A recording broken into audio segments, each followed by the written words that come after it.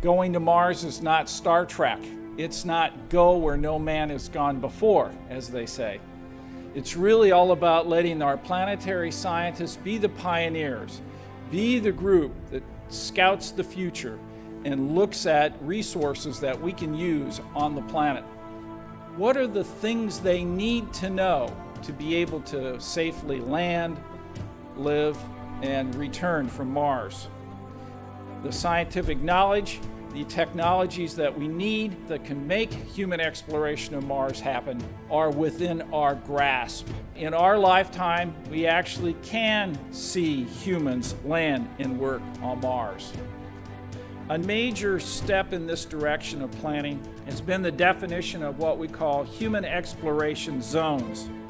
This is a region we will land, we will live, we will use resources in many different ways, and we want to go to a variety of scientifically exciting locations.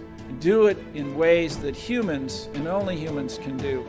And so our orbital assets are critical to be able to determine and look for those right landing sites. In addition to that, you may not know that they are also relay satellites. These relay satellites are critical to support our landed assets.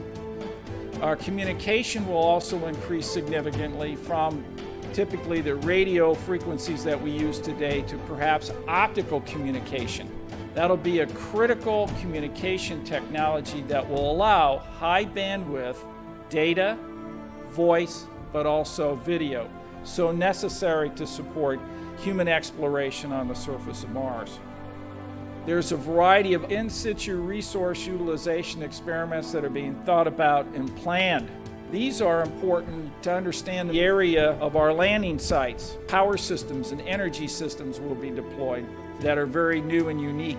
Supply of oxygen and carbon in the atmosphere is how we can extract oxygen in the quantities, but also sufficient water. We now know there are regions on Mars for which there may be an abundant source of water. So these observations that we are making are revolutionizing our concepts of how we're going to use the resources to live and work on Mars. So, why are we going to Mars? Well, because as scientists, it's really a step in terms of finding life beyond Earth. You know, exploration is really in our genes. It's a very integral part of what we are all about as humans. But as a human species, if we're going to survive, we need to move off this planet and on to the next object. And Mars indeed is that next object.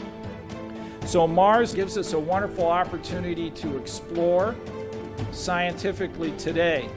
But in our future, it is a location where we can go, we can live, work, in addition to return.